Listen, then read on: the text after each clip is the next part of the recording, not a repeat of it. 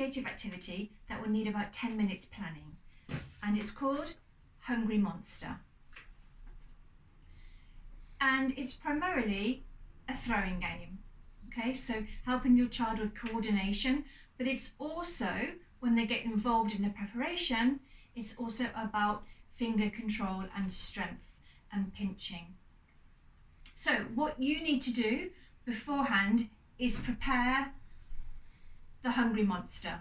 So I took a large empty squash bottle or any liquid bottle, and I've made a mouth shape the front, and I did that with scissors, and then I made it safe, the edges, with electrical tape, and I snipped around it so that it folded around all of the rough edges.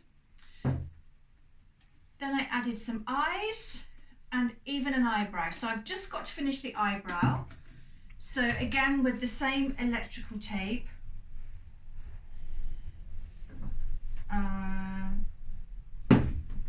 make it roughly in the shape of an eyebrow, so just make some smooth edges. And then all I did was just snipped it. And this tape is much better to work with than sellotape.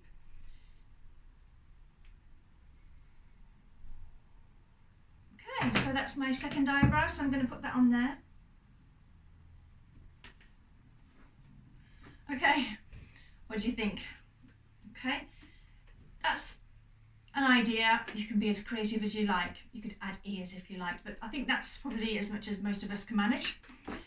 All right, so that's what you need to prepare in advance. Now, you're going to need some things to throw into the Hungry Monster. So I've got some ideas.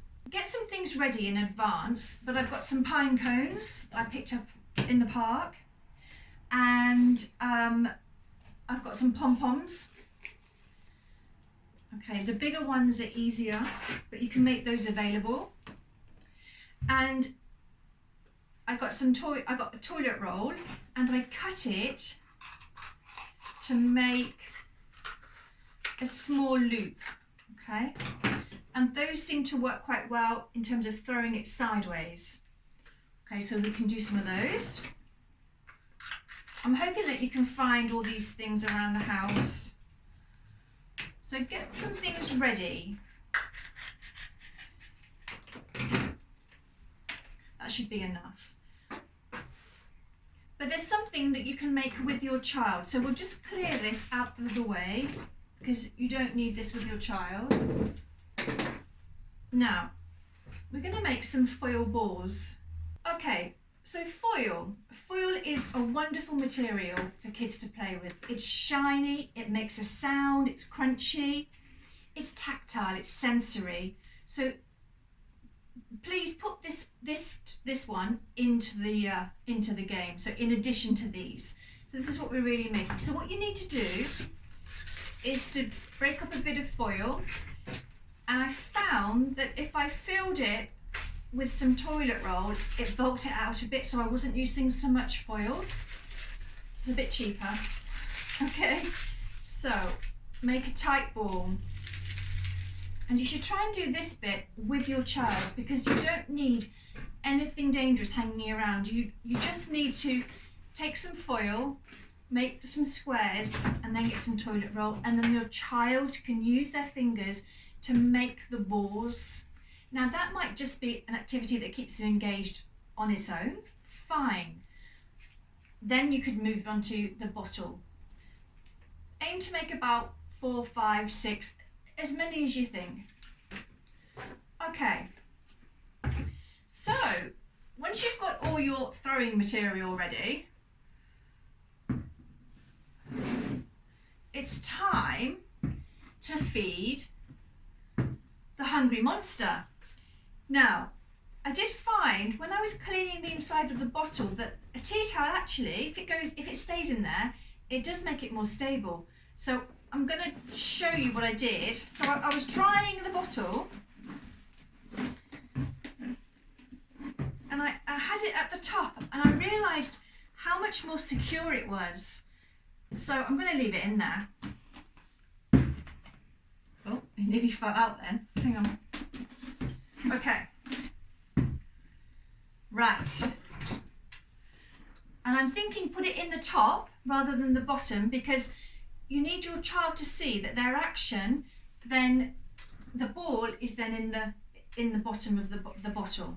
Okay, so I did find that it helped to have it slightly raised, especially if you're sitting on the floor for this. So, and I would encourage you to try and lift it up as much as you can. Maybe you could do it on the table and your child could stand up. I think it's better to do this standing up. Okay, so are we ready to feed the hungry monster? Okay, should we try and throw it in? Look, his mouth is open. You ready? Okay, ready? Oh dear. Shall I try again? Okay, ready? Again. Yes! He's eaten some of the food I gave him. Should we try and throw another one? Ready? Oh! Another one. Yes! Okay, so you can do the same with the cones. Ready? Shall we feed the hungry monster? Yay! He's got more now. And you could try with the rolls, the rings we made. Yay! Oh, bit harder this time. Ready? Oh, maybe I'll try another one. Yay! Just try with whatever you can to hand. This one, as I say, is a slightly different action to this, which I'm not going to do again. Try some paws. Oh! But the main activity is to use the foil because it's shiny, sensory, and it's the activity beforehand where they learn to crumple the foil. Enjoy for as long as your child is interested. I look forward to hearing about the hungry monsters that you make. Thank you. For me, that's finished.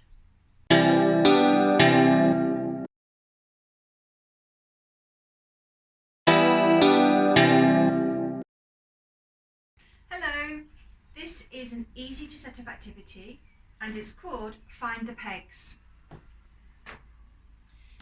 Now, it's an activity that will help your child to learn how to dress themselves, okay, but it's very basic.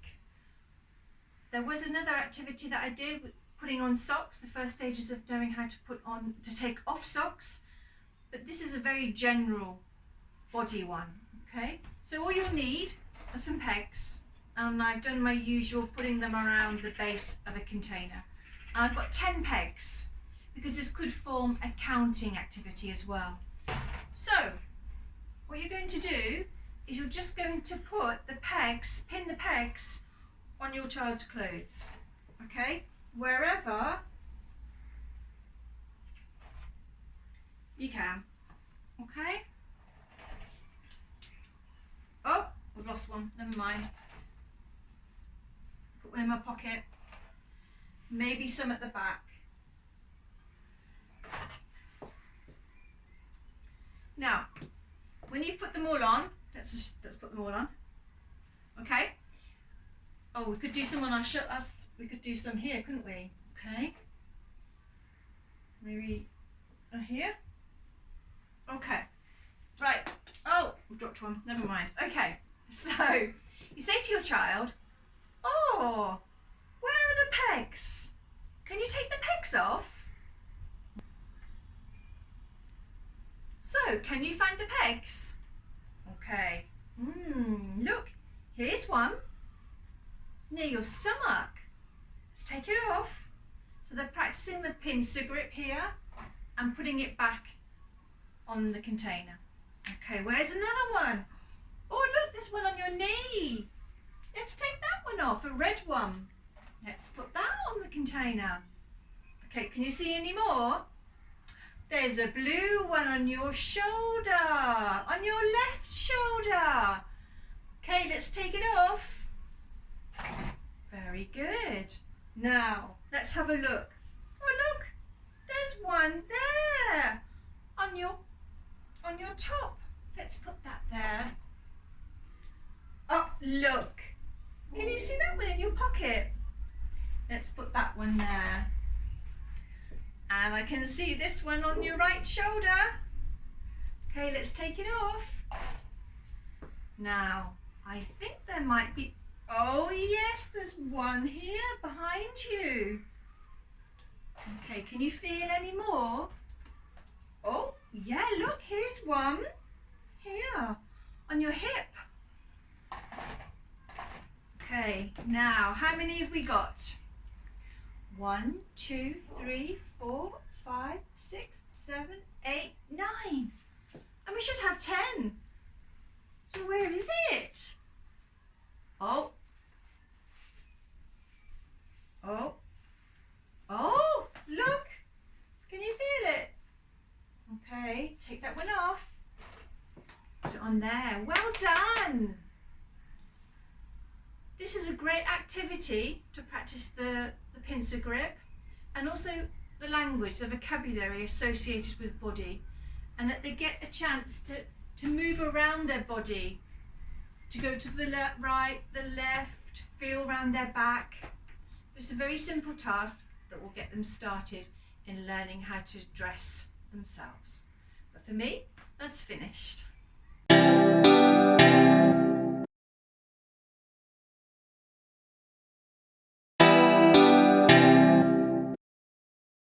Hello, this is an easy to set up activity and it's called weaving patterns.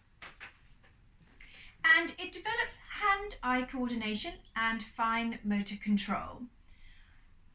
It's also creative, so your child will enjoy the colours. And it also develops language, specifically under and over. So what do you need? Well, you'll need an oven grill tray, like this. You might like to use one that you put cakes on when they've cooked. And then you'll need either or both some ribbons, and if you don't have ribbons, some strips of paper. Now, all I did was I just cut strips of paper, different coloured paper, to make them as long as A4, to make them as long as the grill. Okay. You might be able to cut with your child, you might not, so you decide. So once you've got everything ready, you've got either your strips, your ribbons, or a mixture of both, you're ready to start. So, what you need to say to your child is, shall we thread the coloured bits of paper through the grill? Shall I show you?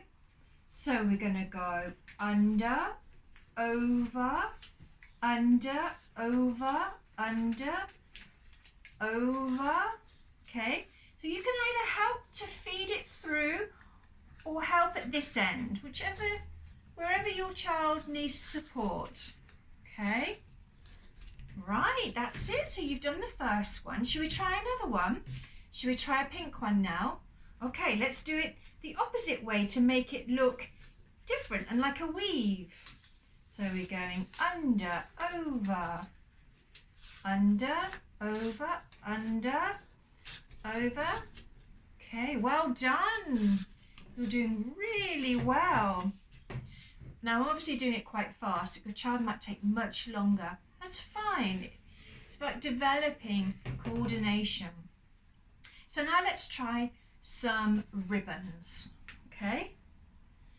So again, we're going to